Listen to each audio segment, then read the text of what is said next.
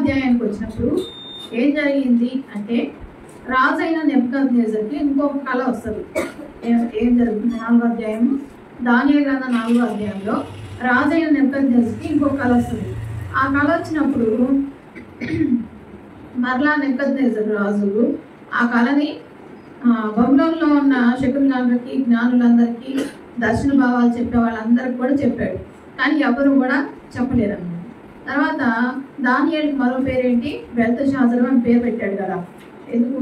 దానియేలు నెబుకద్నెజరుకు వచ్చిన అలా ఆయన మర్చిపోయినప్పుడు స్టాట్యూ గురించి, ప్రతిమ గురించి ఎవరు చెప్పలేకపోయినప్పుడు వాళ్ళందరినీ శిక్షించాలి, వాళ్ళందరినీ చంపేయాలని అనుకుంటాడు నెబుకద్నెజరు. అయితే దానియేలు ఏం చేస్తాడు? రాజుకు వచ్చిన కళ ఏంటి అని నేను చెప్తానని చెప్పి ప్రార్థన చేసుకొని ఆ కళని కలపావని చెప్పడం జరిగింది. కాబట్టి అప్పటి నుంచి దానియేలుకి నెబుకద్నెజరు రాజు బెల్తెషాజరు అని పేరు పెట్టాడు. ఆ యొక్క బబులోను సంస్థానానికి అధిపతిగా, మంత్రిగా దానియేలు ఉన్నట్టుగా చూస్తున్నాం. ఓకే, ఈ 4వ అధ్యాయానికి వస్తే మళ్ళా రాజైన నెబుకద్నెజరుకు ఒక కళ వస్తుంది. ఆ కళని అందరికీ చెప్తాడు. శకునులకి, జ్ఞానులకి, దర్శనాలు, స్వప్నాలు చెప్పే వాళ్ళు చెప్తాడు, కానీ ఎవరు చెప్పలేరు. అప్పుడు రాజైన నెబుకద్నెజరు ఏమంటాడు? ఇలా కాదు, ఎవరికి కలభావం చెప్పే పరిశుద్ధమైన ఆత్మ లేదు. కాబట్టి మీరేం చేయండి, బెల్తెషాజరు నా దేవత పేరు పెట్టిన ఒక అతను ఉన్నాడు కదా దానియేలుని, అతను పిలవనంపించండి అని చెప్తాడు. చెప్పినప్పుడు ఆ కలభావాన్ని చెప్పడం జరుగుతుంది. ఇదే 4వ అధ్యాయం అంతా సారాంశం. కలభావం చెప్పడం, రాజైన నెబుకద్నెజరు కళ నెరవేరుతుంది. ఈ 3 విషయాలే ఈ అధ్యాయంలో జరుగుతుంది. రాజైన నెబుకద్నెజరు కలభావం చెప్పడం, కళ నెరవేరుతుంది. ఈ 3 విషయాలు 4వ అధ్యాయము దానియేలు గ్రంథంలో జరుగుతాయి. మీకు అర్థమైంది అనుకుంటా చెప్పి. సరే, ఇక్కడ మనం చూస్తే రాజైన నెబుకద్నెజరు లోకమంతటా నివసించే సకల జనులకు, దేవతలకు, ఆయా భాషను మాట్లాడే వారికి ఏం చెప్పాడట?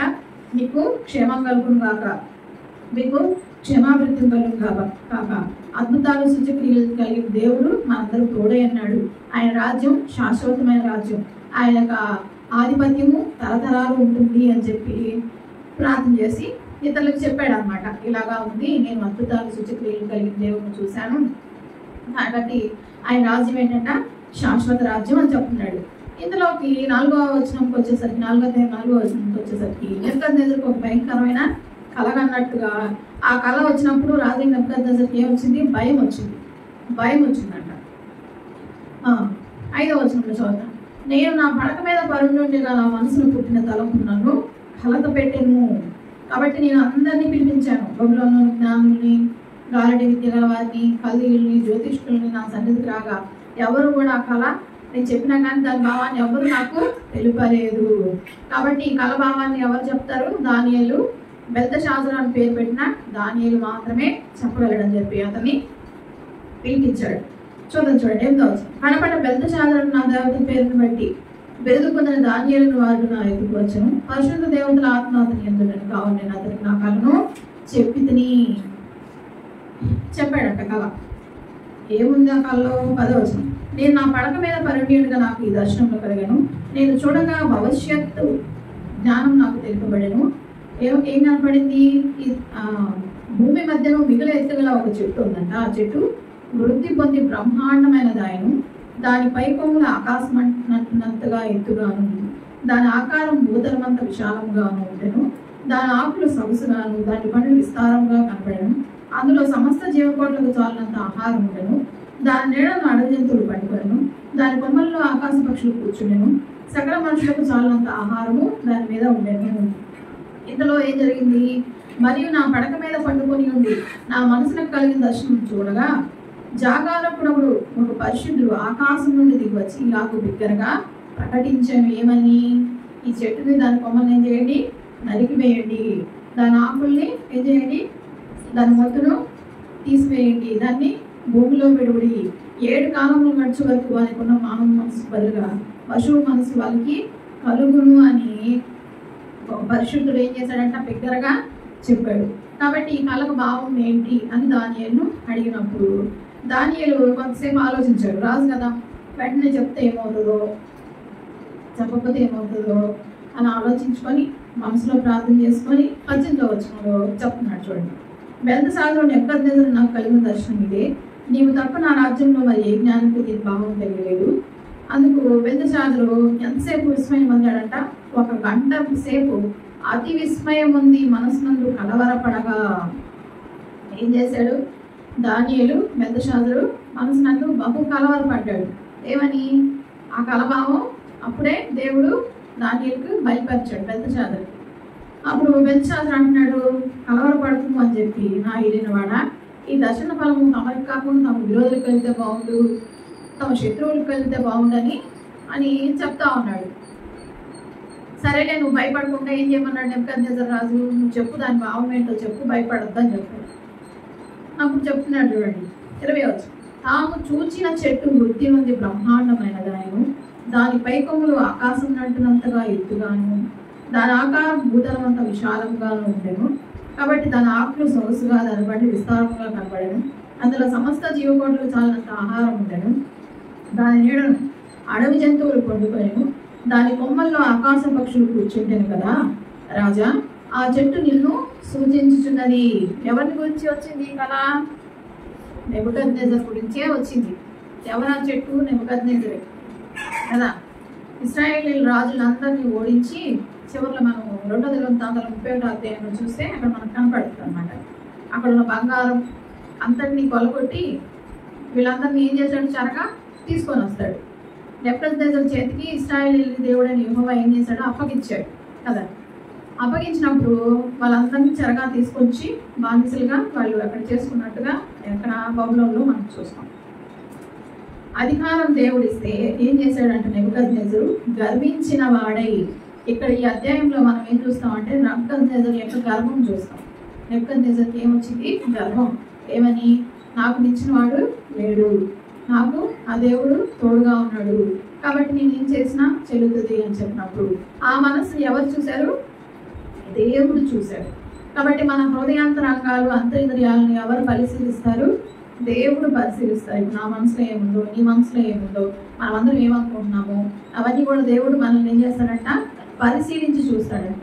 కాబట్టి ఆ అధికారాన్ని ఏం చేశాడు? నెబుకద్నెజరు గర్వించిన వాడై ఉండగా ఒక కలనిచ్చి 7 కాలాలు అంటే 7 సంవత్సరాల్లో అది జరుగుతుంది, నెరవేరుతుంది. 7 కాలములు అని రాశారు. కాలం అంటే సంవత్సరం అని నేను అనుకుని చెప్తున్నాను. సరే, ఇలాగ జరిగింది. జరిగినప్పుడు దానియేలు చెప్తున్నాను చూడండి, రాజా ఆ చెట్టు నిన్నే సూచిస్తుంది, నువ్వు వృద్ధి పొంది మహాబలం గల వాడివయ్యావు కదా, నీ ప్రభావం వృద్ధి నంది ఆకాశం అంతా ఎత్తుగా వ్యాపించింది కదా, నీ ప్రభుత్వం లోకమందంతా వ్యాపించినట్టుగా మనం చూస్తున్నాం కదా రాజా. కాబట్టి ఆ చెట్టుని నరికివేయమన్నప్పుడు ఈ యొక్క ఏమవుతుంది? రాజ్యం నశించిపోద్ది. కాబట్టి ఆ మొత్తు అందులో ఉంచమన్నప్పుడు 7 కాలం గడిచే వరకు పొలంలోని పచ్చికలో దాన్ని కట్టించి ఆకాశం మంచుకు తడమిచ్చి పశువులతో పాలు పొందనిమ్మని జాగారకుడు ఒక పరిశుద్ధ పరలోకం దిగి వచ్చి ప్రకటించిన మీ వింటివి కదా. ఈ దర్శన భావం ఇదే, మీరు చేసిన తీర్మానం ఇదే. ఏమని? తమ యుద్ధ ఉండకుండా మనుషులు నిన్ను ఏం చేస్తారంట? తరుముతులు. నీవు అడవి జంతువుల మధ్య ఇంకా ఎక్కడ గడ్డి మేలే పశువులాగా గడ్డి మేస్తావు. ఇంకా ఏం జరుగుతుందంట? సర్వోన్నతులకు దేవుడు మానవుల రాజ్యంపై అధికారి ఉన్నాడని తానెవరికి దాన్ని కలింప నిశ్చయించును వానికి అనుగ్రహించినట్టు నీవు తెలుసుకున్న వరకు 7 కాలముల వరకు, అంటే నిజమైన దేవుడు ఒకడున్నాడు అని నువ్వు తెలుసుకొని మారు మనసు పొందితేనే మనం అలాగే ఉంటుంది. కాబట్టి ఆ 7 సంవత్సరాల్లో నువ్వు ఇలాగా అడవి జంతువుల మధ్య ఉంటావు, పశువులాగా గడ్డి మేస్తావు, మానవులాగా నువ్వు తిరిగిలేవు, నీ రాజ్యం కూలిపోద్ది. ఇలాగుండి నీవు తిరిగి మారు మనసు పొందితే నీకు మనిషిలాగా జీవించడానికి ఏముంటుంది? అధికారం ఇస్తాను, అనుమతి ఉంటుంది. లేదంటే నువ్వు పశువులాగా ఇంకేం చేస్తావు? అడవి పాలైపోతావు అని యొక్క కలభావం అని దానియేలు చెప్పినప్పుడు నెబుకద్నెజర్కి కొంత భయపడినట్టుగా మనం చూస్తాం. కాబట్టి తర్వాత 27వ వచనం చూద్దాం. రాజా, నా యోచన నీ దృష్టికి అంగీకారములు గాక, ఒకవేళ నీవు నీ పాపములు మాని నీతి న్యాయం అనుసరించి నీవు బాధపెట్టిన వారి యందు కరుణ చూపినట్లుగా నీకున్న క్షేమం నీకు ఇక మీదట ఉండమని దానియేలు ప్రత్యుత్తరం ఇచ్చాను. ఏంటంటే నీ పాపాన్ని నువ్వేం చేయాలంట? ఒప్పుకోవాలి. ఒప్పుకుంటే ఏం జరుగుతుంది? దేవుడు నిన్ను కరుణిస్తాడు. కాబట్టి అవి 8వ వచనంకి వచ్చేసరికి పైన చెప్పినదంతయు రాజుకు నెబుకద్నెజరుకు సంభవించెను. ఎప్పుడు సంభవించింది? 12 నెలలు గడిచి అనుకున్నాడంట నెబుకద్నెజరు. ఎన్ని నెలల తర్వాత జరిగింది ఈ కళ? 12 నెలలు అయినాక ఈ కళ నెరవేర్పు జరుగుతుంది. చూడండి, మనకు కూడా కొన్ని కళలు దర్శనాలు వచ్చినప్పుడు దేవుడు తగిన సమయంలో మనం ఏం చేస్తాడు? ఆ కళలో దర్శనాలు నెరవేరుస్తాడు అనమాట. చూడండి, రాజు బబులోనును ఈ మహావిశాల పట్టణము నా బలాధికారము నా ప్రభావగతను కనపరచుటకై నా రాజధాని నగరంగా నేను కట్టించినది కదా అని తనలో తాను అనుకునేను. ఎక్కడ అనుకున్నాడు? మనసులోనే అనుకున్నాడు. ఏమని? నెబుకద్నెజరు, ఇదంతా నేనే కట్టాను, నా బలాధికారం వల్ల ఇదంతా జరిగింది అని అనుకున్నాడు. ఆ మాట ఎవరున్నారు? దేవుడైన యెహోవా ఆ మాట విని రాజు నోట ఈ మాట ఉండగా ఆకాశం నుండి ఒక శబ్దం వచ్చెను. ఏదనగా, రాజుకు నెబుకద్నెజరు, నీకు ఇదే ప్రకటన, నీ రాజ్యం యొద్ద నుండి తొలగిపోయాను. అంటే ఆ కళ వచ్చిన తర్వాత 12 నెలలు గడిచిన తర్వాత నెబుకద్నెజరు ఏమయ్యాడు? పశువు వలె గడ్డివేయను, అడవి పాలయ్యాడు. అతని యొక్క రాజ్యము అతని యొద్ద నుండి తీసివేయబడింది. అప్పటి వరకు తన హృదయంలో అనుకుంటా ఉన్నాడు. అది దేవుడైన యెహోవా చూశాడు, విన్నాడు, కలిచ్చి సరి చేసుకోమని చెప్పి బెల్తెషాజరు ద్వారా అంటే దానియేలు ద్వారా కలభావాన్ని తెలియపరిచాడు. అక్కడ 27వ వచనంలో ఏముంది? నీ పాపములు మాని నీతి న్యాయం అనుసరించి నీవు బాధ పెట్టిన వారి యందు కరుణ చూపిన యెడల నీకున్న క్షేమం నీకు వెళ్తుందని దానియేలు ప్రత్యుత్తరం ఇచ్చాను. ఆ యొక్క సెంటెన్స్ నోట్ చేసుకోండి. ఇది ఆయన అనుకోలేదు కాబట్టి, మారు మనసు పొందలేదు కాబట్టి, పాపాలు మానలేదు కాబట్టి, కరుణ జాలి చూపించడం అనేది చేయలేదు కాబట్టి నెబుకద్నెజరుకి ఏమైంది? ఆ కళ నెరవేర్పు జరిగింది. అక్కడ తమ యొద్ద నుండి నా మనుష్యులు నిన్ను తరిమెదరు, నీవు అడవి జంతువుల మధ్య నివాసం చేయొచ్చు, పశువు వలె గడ్డి మేసెదవు, సర్వోన్నతులకు దేవుడు మానవుల రాజ్యం పైన అధికారి అయి ఉండి తానెవరికి దాన్ని అనుగ్రహింపని నిశ్చయించినో వానికి అనుగ్రహించినట్టు నీవు తెలుసుకుని వారు 7 కాలములు నీకు ఇలాగ జరిగినని చెప్పాను. కాబట్టి అట్లాగా జరిగినప్పుడు అతను పక్షిరాజు రెక్కల్లాగా రెక్కలు వచ్చినాయి. అది తింటా ఉన్నప్పుడు తడిసినప్పుడు ఎలాగైపోయాడంట? పశువులాగా నెబుకద్నెజరు అయిపోయినట్టుగా చూస్తుంది. ఆ కాలం గడిచిన పిమ్మట నెబుకద్నెజరు, నేను మరలా మానవ బుద్ధి గలవాడని నా కళ్ళు ఆకాశం వైపు తట్టు ఎత్తి చిరంజీవియు సర్వోన్నతులకు దేవుని స్తోత్రం చేసి ఘనపరిచి స్తుతించింది. ఆయన ఆధిపత్యం చిరకాలం వరకు, ఆయన రాజ్యం తరతరంలో ఉన్నవి. భూనివాసులందరూ ఆయన దృష్టికి ఎన్నికకు రానివారు. ఆయన పరలోక సేన భూనివాసులను తన చిత్తం చొప్పున జరిగించేవాడు. ఆయన చేయి పట్టుకొని నీవేం చేయించినావని ఆయనతో చెప్పక ఎవడును సమర్థుడు కాడు. కాబట్టి ఆ సమయం ముందు నా బుద్ధి మరలా నాకు వచ్చెను. రాజ సంబంధమైన ప్రభావము నా ఘనతయు నా తేజస్సును నాకు కలిగింది. కాబట్టి నా మంత్రులను నా అధిపతులను ఆలోచన చేసి నా రాజ్యం నాకు స్థిరపడగా నేను మరి ఎక్కువగా ఘనత నొందితిని. ఇలాగ నెబుకద్నెజరు, నేను పరలోక రాజు యొక్క కార్యములన్నీ సత్యములు, ఆయన మార్గము న్యాయమైనవి, గర్వంతో నటించు వారిని ఆయన అనపశక్తులని ఆయన స్తుతించుకొని అడుచు కనపరుచున్నాను. అప్పుడు తిరిగి నెబుకద్నెజరుకి ఏం కలిగింది? మంచి మనసు వచ్చినప్పుడు, మారు మనసు వచ్చినప్పుడు తిరిగి ఏమయ్యాడు? మానవ రూపం ఆయనకు వచ్చినట్టుగా చూస్తున్నాం. కాబట్టి గర్వించిన ఆ పరిస్థితిని బట్టి నెబుకద్నెజరుని దేవుడు ఏం చేశాడు? శిక్షించాడు. కాబట్టి ఈరోజు నువ్వు నేను కూడా మన పరిస్థితులు ఎట్లా ఉన్నప్పటికీ కూడా దేవునికి హృదయపూర్వకంగా మనం ఆయన్ని అర్పుకునే వారంగా ఉండాలి. చేసుకోవాలి, మనం క్రమపరచుకోవాలి. ఆయన అన్ని రాజు నెబుకద్నెజరు. కాబట్టి మనం దేవుని ఎరిగిన వాళ్ళం కాబట్టి దేవుని ఏం చేయాలి? మనం హృదయపూర్వకంగా హత్తుకొని జీవించాలి అన్ని విషయాల్లో. అంటే నడిచే నడక, కూర్చునటం, లేచటం, ద్వితీయోపదేశకాండంలో ఉంటుంది. ఏంటంట? నేను కూర్చునుట, లేచుట, లేకపోతే నేను పడుకుంటా, దానికి చెప్తాడు. కాబట్టి ఇవన్నీ దేవునికి తెలుసు కాబట్టి మనం అన్ని విషయాల్లో దేవునికి క్రమంగా ఉండవలసిందే. అట్లా ఉండినప్పుడు దేవుడు మనం శిక్షిస్తాడు అన్నమాట. నెబుకద్నెజరుని గురించి మనం విన్నప్పుడు చాలా అధికారం ఉన్నాయి కదా, ముందంతా చాలా అధికారం ఉంది. అధికారం ఉన్నప్పుడు తను గర్వించిన వాడై ఒక్కసారిగా ఆ అధికారం అంతా పోయింది. అతను పశువులాగా మారిపోయాడు. లోకంలో మళ్ళీ కలిసిపోయారు అనుకోండి, మరలా మారు మనసు పొందాలి, మళ్ళీ వాపసు తీసుకోవాలంటే అవసరం లేదు. కానీ పడిపోయిన స్థితి నుంచి మనం ఏం చేయాలి? లేవని ఎత్తబడాలి. అర్థమవుతుందా? కాబట్టి యవనస్తులు తప్పక తొట్టిల్లదు, ఎవరైనా తొట్టిల్తారు. కానీ యవనస్తులు ఇంకా చాలా ఫాస్ట్గా తొట్టిల్తారు, పిల్లలు అట్లాగే. కాబట్టి ఈ లోకం భయంకరంగా ఉంది కాబట్టి ఎప్పుడేం జరుగుతుందో మనకు తెలియదు. మనం ఏమంటారు జ్ఞానం కలిగి నడుచుకోవాలి, దేవుని ఎంత భయభక్తులు కలిగి ఉండాలి.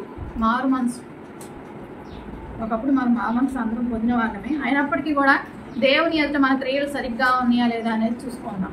సత్క్రియలు, సత్క్రియలు అంటే ఏంటి? మంచి క్రియలు. మంచి క్రియలు అంటే ఏంటి? ప్రార్థన రావటం, వాక్యం వినటం, ఇంట్లో ప్రార్థన చేసుకోవటం, కుటుంబ ప్రార్థన చేసుకోవటం, దేవుని ఎంత భయభక్తులు కలిగి ఉండటం, దేవుడు చేయమని చెప్పనివన్నీ చేయటం, ఇవన్నీ చేయాలి.